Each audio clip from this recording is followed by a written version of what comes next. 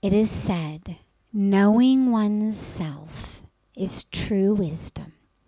Mastering oneself is true power. How do we achieve this? With the stress of our work and our family. So basically what it's asking is, how do we, with the stress and the strain and the difficulties of our family lives, bless you, how do we fulfill our spiritual practice? If we need to know ourselves and master ourselves, how do we do that? Well, first of all, the world in which we live, whether it's family, whether it's workplace, whatever it may be, these are not things we have to escape in order to have a spiritual path, but rather the spiritual path becomes, how can I know myself in the midst of living in the world? Because unless you're planning to spend your entire life away, living in a cave, you have to deal with the world. And whether it's a workplace responsibility or whether it's another type of responsibility, all of our lives have responsibilities. And so the spiritual path is not about pushing them away. It's about not identifying with them as the source of who you are. So for example, let's say I have a responsibility, and my responsibility is at work, my work responsibility is I have to be the one who is there first in the morning, and I'm the one who checks to make sure that everybody else is at their desk. I take the little sign-in sheet around and I make everybody sign it. Okay? Just imagine that's your work responsibility. You're the guy or you're the gal who's got to get there first. You've got to make sure when everybody gets there, they sign, and that you properly note what time they arrive. Great, no problem. Until the day that there is an accident on the freeway and you are stuck in a freeway that turns into a parking lot and you can't move. You can't get off the freeway because there's no exit for another 2 miles ahead. Can't abandon your car and walk. You're still 10, 15 miles away. So on a logistic level, and let's say this is in the days pre-cell phones, so it's not that you just call somebody else and say, "Acha, do my job." 2 ways of dealing with this internally. One way externally. Externally, you are stuck in that car. You have absolutely no other possibility or option. You can't move. You can't abandon the car. But internally, there's 2 ways of dealing with it. One way is, oh my God, I can't believe this. This is horrible. I'm going to lose my job. And you honk your horn and you yell at everybody. Maybe you've got somebody in the car with you. You yell at them too. You absolutely lose yourself in that stress. You lose yourself in the stress. That's one way of dealing with it. Problem with that becomes you have become your responsibility. You have become that role. But you're not that role. You are the one who plays that role. And right now you're playing the role of someone stuck in traffic. You cannot play the role of the guy collecting the signatures today because you're not there. Doesn't matter what magic wand you try to wave. Doesn't matter how much you honk your horn. Doesn't matter how much you swear and scream and sweat. And you cannot be there. You're here. But if you are over-identified with the responsibility, and I purposely chose something very simple and easy because of course it gets more complex. But it's easier to understand when you think about it like that.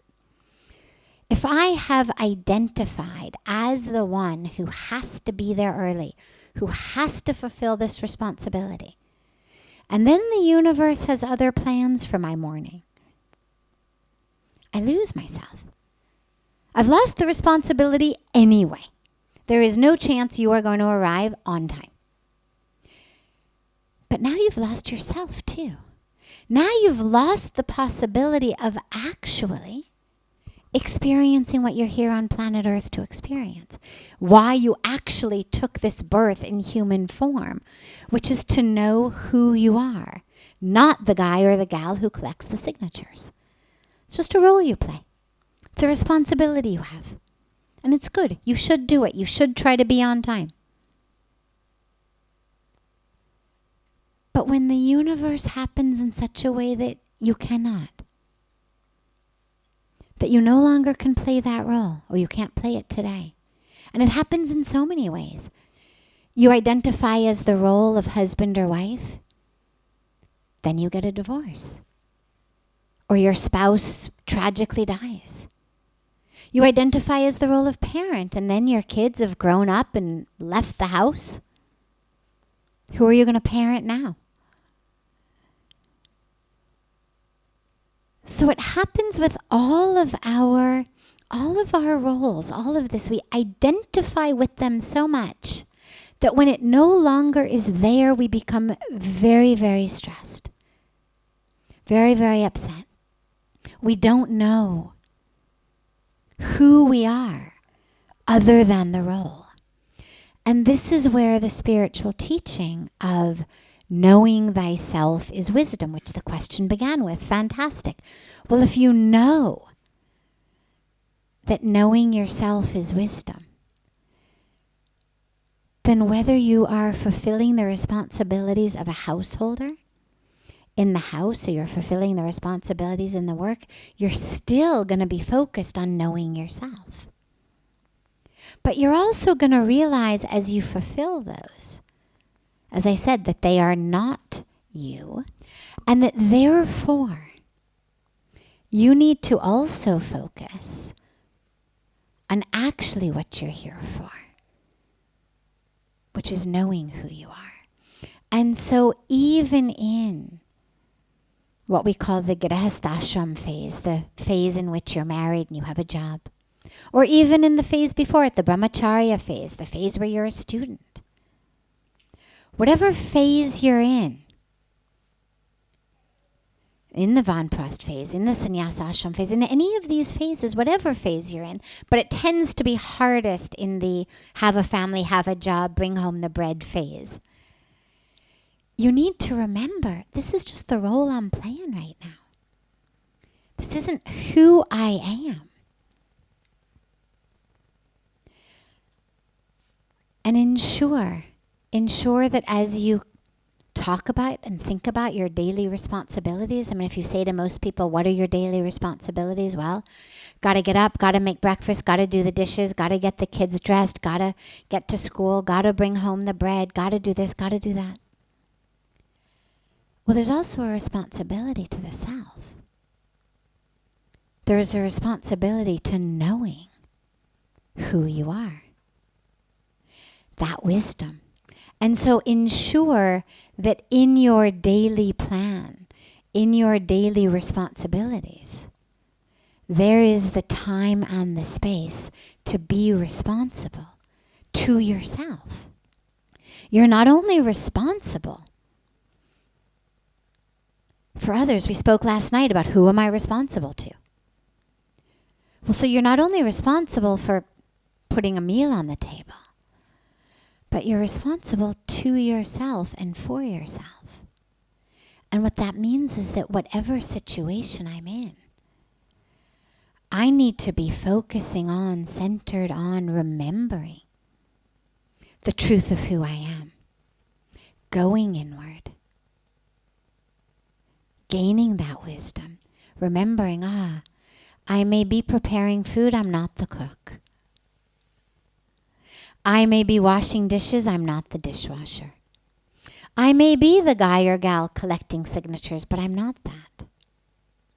Means these may be the jobs I'm doing, the roles I'm playing, but I'm not the role.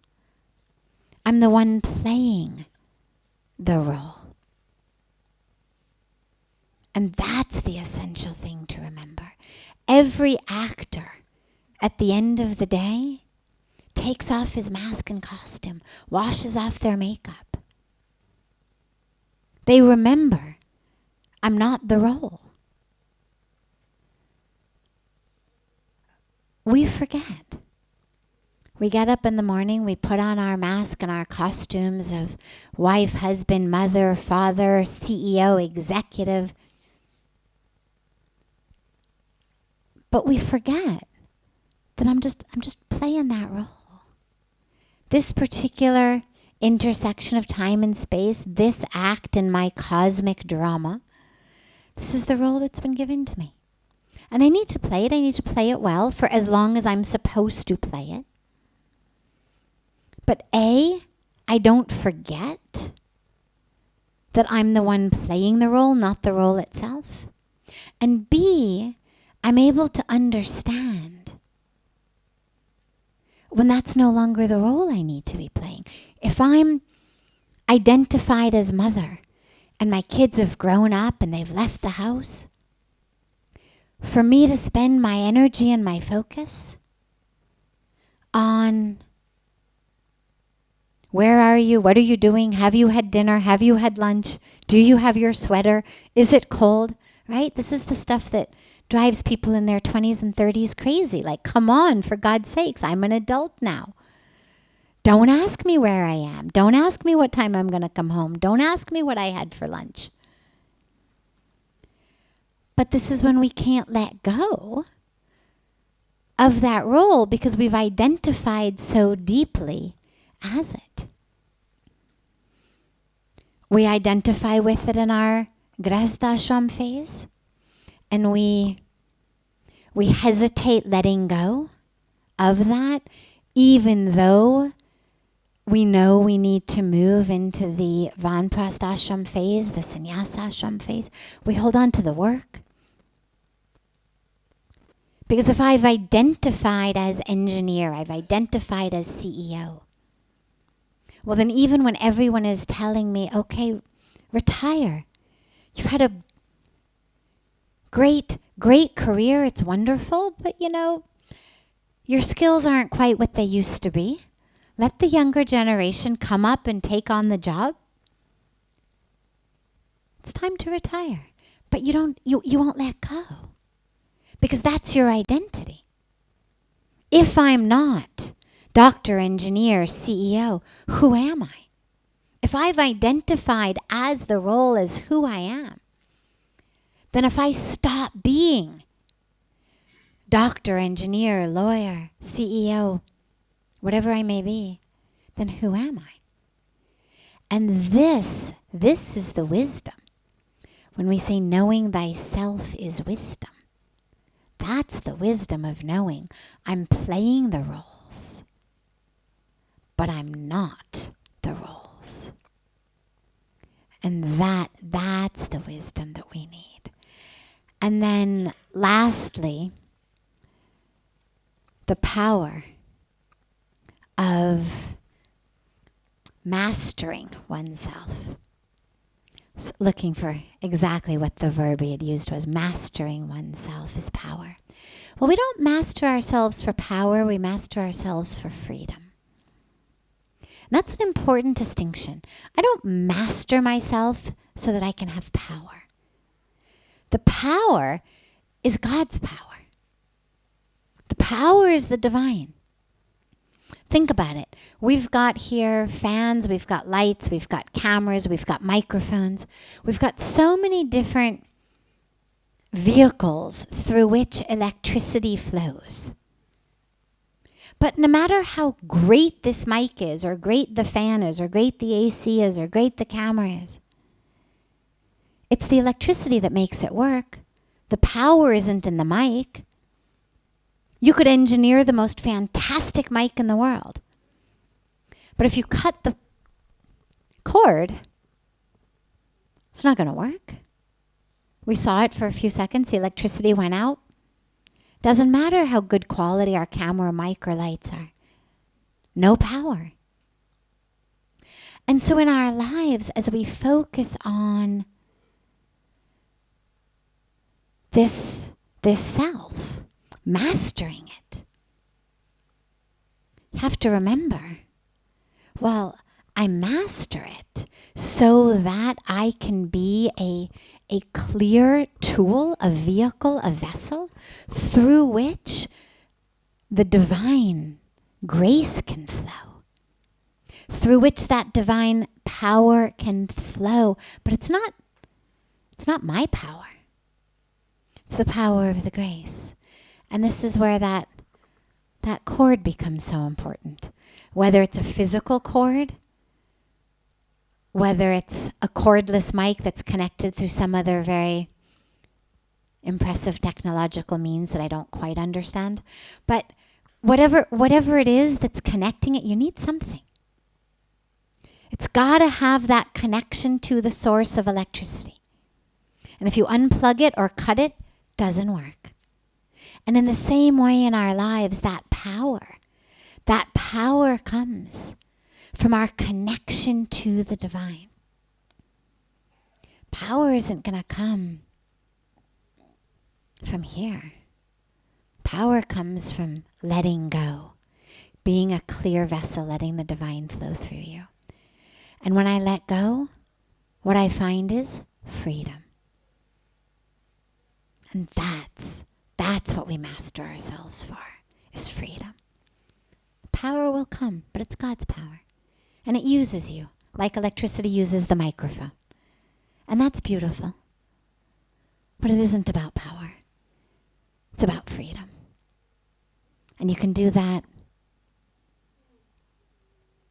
through your spiritual practice, regardless of which phase of life you are in or where you are. Because that's the inner work.